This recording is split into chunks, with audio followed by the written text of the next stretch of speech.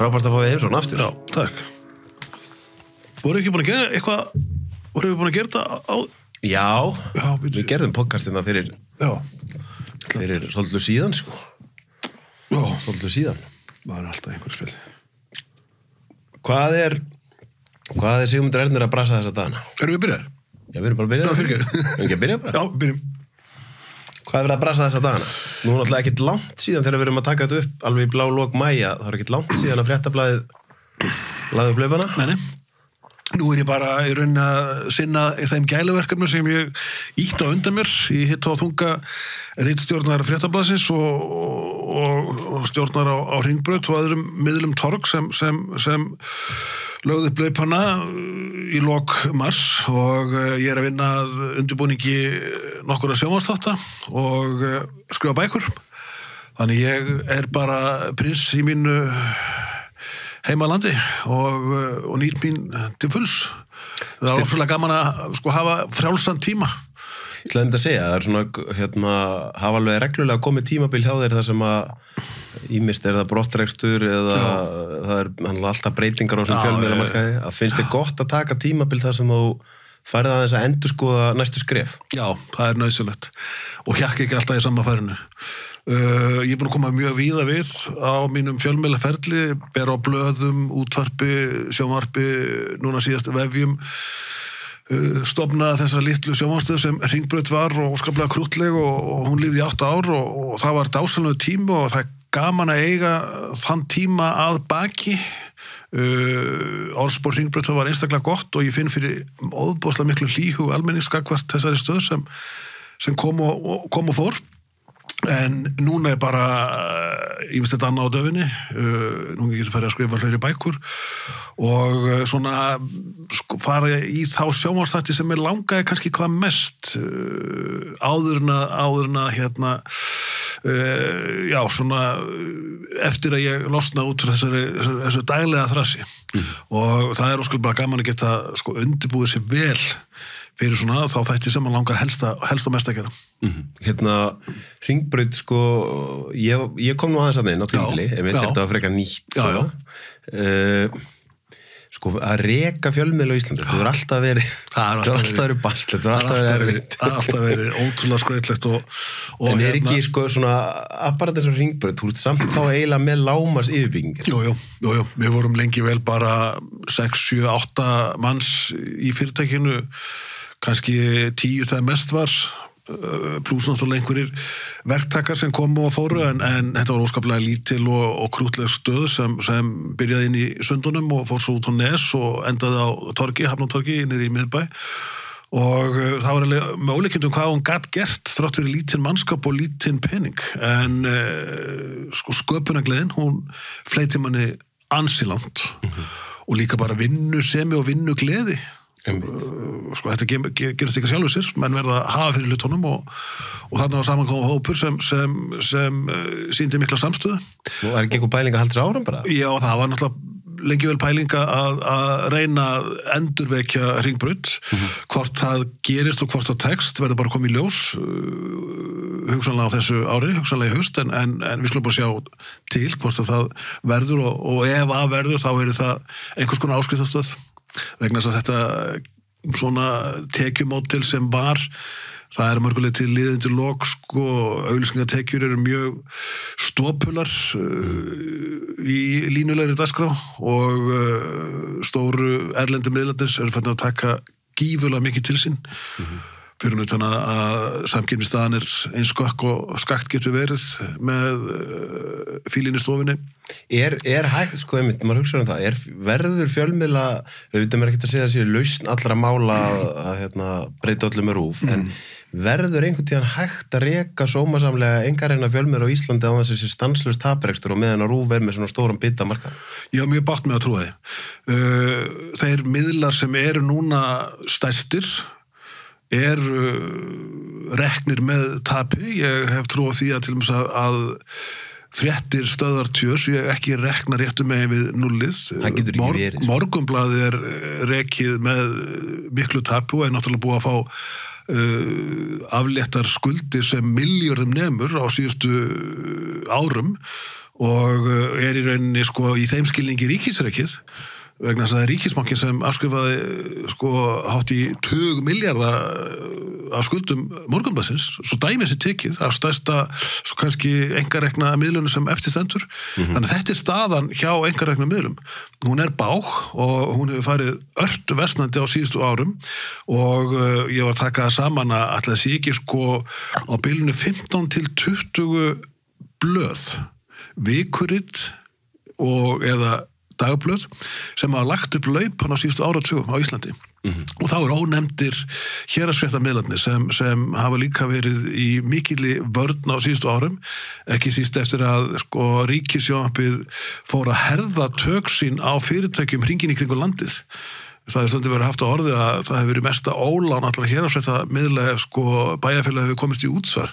Vegna þess að þá kemur auglýsingadeild Morgunblaðsins og hyrðir allar auglýsingatekjur í firðinu með skýrslunni. Auglýsingadeild RÚV-mennur? Já, og en sko ég ekkert endilega á því að það taka ríkisútvarpi og ríkissjónvarpi af auglýsingamarkaði, það í sjálfu sér það sem á að gera að þá að leggja einfallega niður auglýsingadeild RÚV, þá rauninni bara að vera auglýsingamóttaka, það á ekki að vera söludeild á styrum sem fær þeim meiri tekið sem hann aflar meiri auglýsinga og það ekki réttur bragur á ríkisstofnun að haga sig með þeim hætti að fara eins og senuþjófur allt land og hirða sem mest af auglýsingatekjum sem hugsast getur og ríkisstofnun á ekki að haga sig með þeim hætti og ríki verður átt að segja á því að ríkisútvarpi á fjárlögum og auka fjárlögum með því fjárlögin duði ekki og ég vil þá auka fjárlögin duði ekki heldur þá þeim samt sem á því bjargað og þess að getur ríki ekki haga sig með þeim hætti að sópa til sín eins mikla auglýsingatekjur og hugsast getur. Það engin bragur á því. Ég alveg sammála því.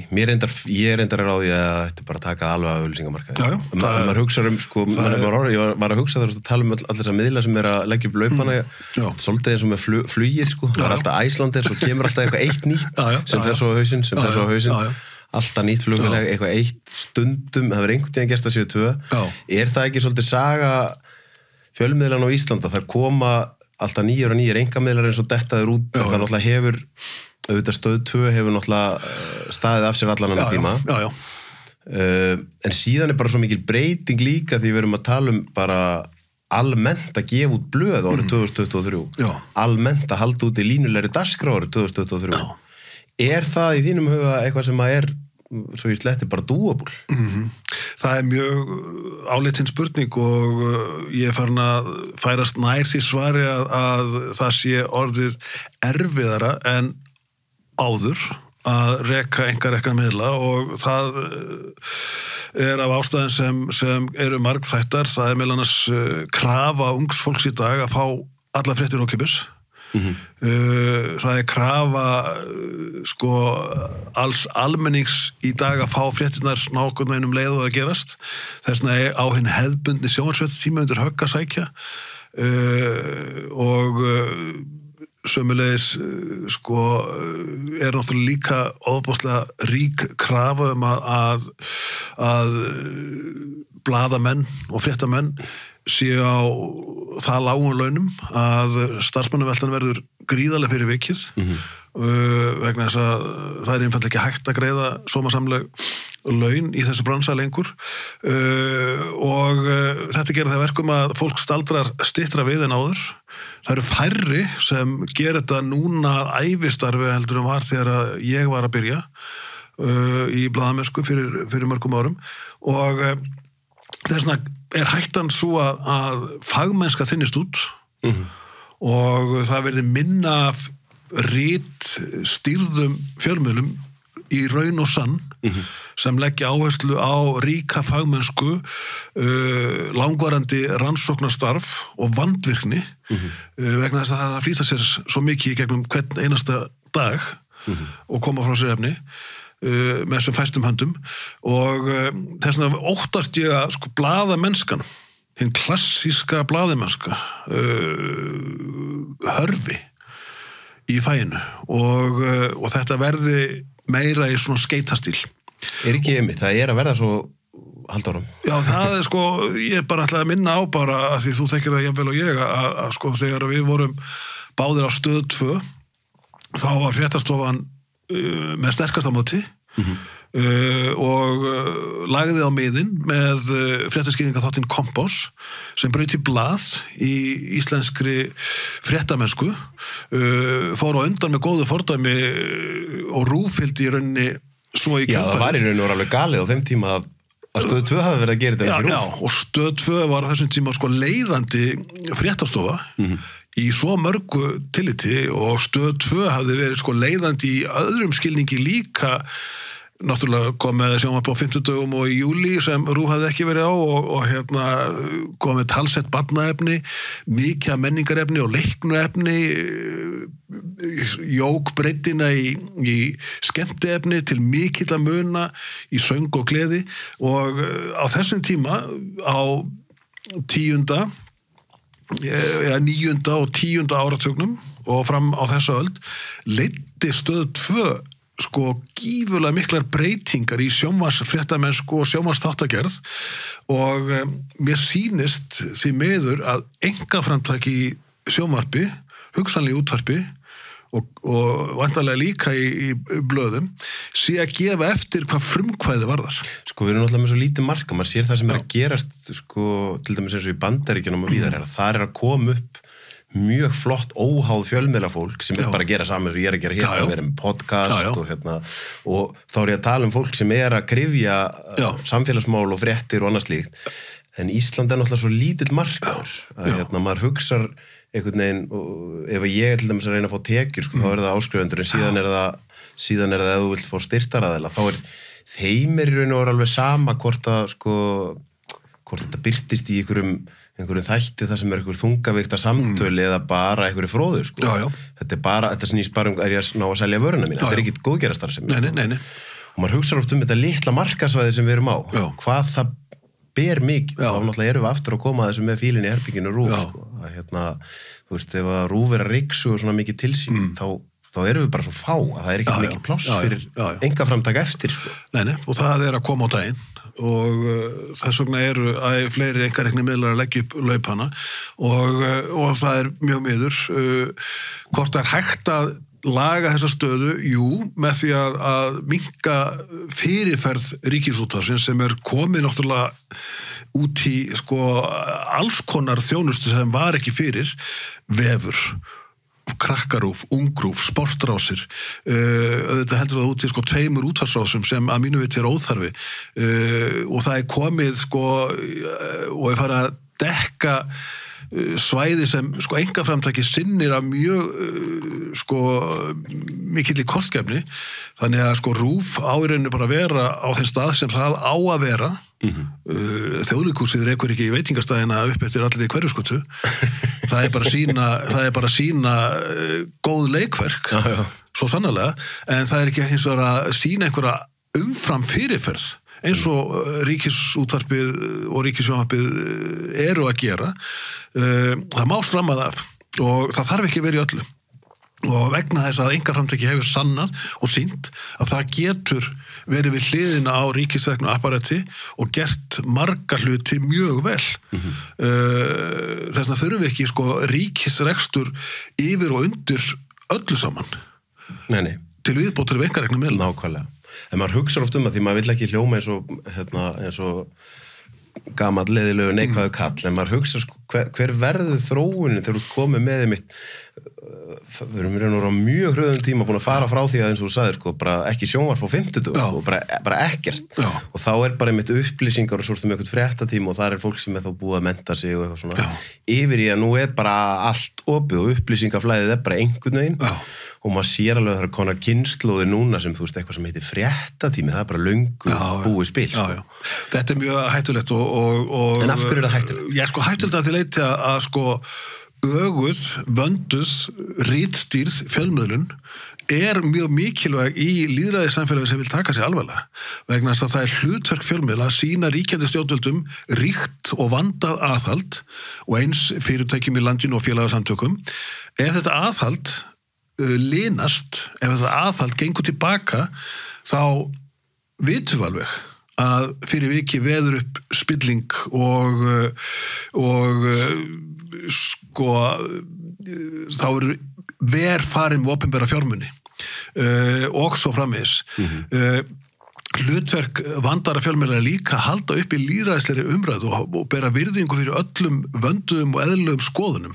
Og það er svo gríðarlega mikilvægt að halda þessum skoðanaskiptum gangandi, að vinstri maðurinn og hægri maðurinn geti tjáð sig til fulls og jafns ásamt miðjumanninum, vegna þess að sko, ef við höldum ekki þessar lýðræðislegri umræðu áfram, þá breytumst við smám saman í miðla sem eru eignarskoðunar, hagsmuna, veitu miðlar. Við breytumst líka í þá veru að það er bara hinn öskrandi, meiðandi skoðun sem fær mesta athygli í staðinn fyrir skoðanaskiptin og þetta er að mínu viti mjög hættuleg þróun þegar að upplýsingaóreiðan tekur við að vandaðri ritstýður í fjölmiðlun. Þetta eru öfgatir sem er að takast á við núna og upplýsingaóreiðan veiking lýðræðisins er að takast á við upplýsingaóreiðina og þvaðrið sem á meira og betur upp á borðið í dag heldur en oftast áður vegna þess að sterkir fjölmiðlar hafa alltaf getað haldið þvaðrinu niðri. En hvað ef ég myndi þá koma með smá devil's advocate og segja til dæmis eins og í COVID-tímabilinu að þá var bara ákveðið að allt væri þvaður sem var ekki stefna stjórnvalda og þar fannst mér, ég standandi svona auðvitað við þetta, ég er auðvitað að vinna sem fjölmiðlamaður en ég er samt ekki inn á hefðbundnu fjölmiðlum. Mér fannst bara gapandi skortur á gagnrýni á stjórnvöld á þeim tíma. Bara fjölmiðlum yfir höfuð. Leiðtogaráðstefna núna, þar eru auðvitað vinstra fólk og hægra fólk. En hvað er sá sem segir, hvað með þess að leiðtogaráðstefnu yfir höfuð? Er eðlilegt að það sé að koma hérna elítu fólk á einkaflugvélum og segja okkur almúgan að við megum ekki nota flugvélar?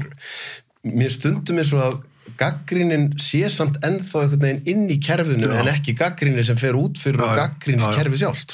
Sko það var alveg ágætis gagnrýni á aðgerðir vegna heimsfaraldursins í flestum fjölmiðlum. Er það? Já. Ég get ekki sagt annað. Það var líka mikil gagnrýni á þennan leiðtogafund í opinberri umræðu í fjölmiðlum og margir sem er mitt eins og þú sögðu þurfum við á sem leiðtogafund að halda. Ég held að það hafi verið ágætt áminning að Evrópuþjóðir þurfa að standa saman lýðræðisvaktina gagnvart þeirri ógn sem er að koma austan frá en auðvitað á þessi gagnrýni að vera til staðar eilíflega, við erum alltaf að efast alla þá hluti sem við erum að gera, sérstaklega á vegum hins opinbera og til þess eru fjölmiðlar að skiptast á skoðunum og þeir verða einmitt að halda upp í þessum skoðanaskiptum til þess að vera En er ekki skoðanaskiptin orðin minni í fjölmiðlum? Einmitt, við erum alltaf komið með ríkisstjórn það sem að við erum með flokkin sem er lengst til vinstri og flokkin lengst til hægri og þeir eru bara saman í ríkisstjórn og stærstu fjölmiðlarnir er ekkert að bjóða upp á neina debata lengur og erum við ekki að verða lélegri og bara í skoðanaskiptin? Já, ég er ekki alveg sammála þegar við vorum með Hringbraut við Lýði, þá vorum við með fréttavaktina í gangi á hverjum einasta virkum degi þar sem tókust á allskyns sjónarmið og alls konar skoðanir. Við erum með Silfrið á RÚV, þar sem eru skoðanaskipti í hverri viku, sömuleiðis hjá Heimi Mávinum okkar á Stöð 2, vikulega á Stöð 2, þannig að það er margt í gangi þar sem fólk er að skiptast á skoðunum, en það mætti alveg gera meira af þessu. Ég meina, einn liðurinn er dottin út, fréttavaktin á Hringbraut, þannig að okkur vantar alltaf vettvang fyrir skoðanaskipti, en sem betur fyrir eru fjölmiðlar ennþá að sinna þessum ágætu móti og við verðum að sinna þeirri skyldu sem lítur að skoðanaskiptum.